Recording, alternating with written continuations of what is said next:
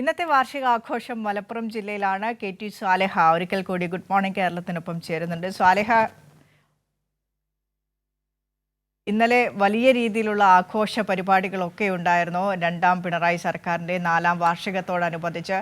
അതിനുശേഷം ആദ്യമായിട്ട് ഒരു ജില്ലാതല പരിപാടി, ജില്ലയിലേക്കുള്ള പരിപാടി എന്ന് പറയുന്നത് മലപ്പുറത്താണ്. ഏത് രീതിയിലാണ് ഒരുക്കങ്ങൾ, എങ്ങനെയാണ് ക്രമീകരണങ്ങളൊക്കെ?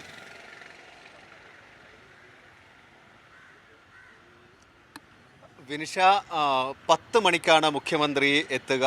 മലപ്പുറം തിരൂർ റോട്ടിലുള്ള റോസ് ലോഞ്ച് കൺവെൻഷൻ സെൻറ്ററിലാണ് ഇന്ന് പരിപാടി നടക്കുന്നത്, ജില്ലാതല യോഗം നടക്കുന്നത്. 200ഓളം പ്രതിനിധികൾ, വിവിധ മേഖലകളിലെ പ്രതിനിധികൾ ഇന്നത്തെ യോഗത്തിൽ പങ്കെടുക്കുന്നുണ്ട്.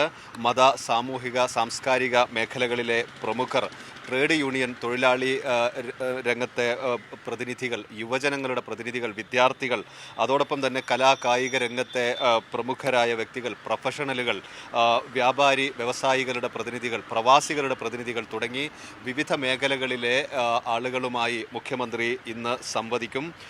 അതോടൊപ്പം തന്നെ വൈകിട്ട് നേരത്തെ LDFൻ്റെ റാലി കൂടി നിശ്ചയിച്ചിരുന്നു. ഈ പ്രതികൂല കാലാവസ്ഥ കാരണം, മഴയൊക്കെ കാരണം ആ പരിപാടി മാറ്റിവെച്ചിട്ടുണ്ട്.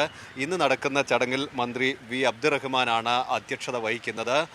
4ാം വാർഷികാഘോഷങ്ങളുടെ ഭാഗമായി വിവിധ മേഖലകളിലെ ഈ പ്രതിനിധികളിൽ നിന്ന് അവരുടെ അഭിപ്രായങ്ങൾ, വികസനവുമായി ബന്ധപ്പെട്ട അവരുടെ കാഴ്ചപ്പാടുകൾ, ഇതെല്ലാം വിശദമായി കേൾക്കുകയാണ് മുഖ്യമന്ത്രി ഇന്നത്തെ യോഗത്തിൽ ലക്ഷ്യമിടുന്നത്. വിനിഷ. ശരി, KT സ്വാലിഹാണ് മലപ്പുറത്ത് ഇന്ന് നടക്കുന്ന വാർഷികാഘോഷ പരിപാടികളുടെ അജണ്ടയൊക്കെ സമഗ്രമായി തന്നെ പറഞ്ഞത്.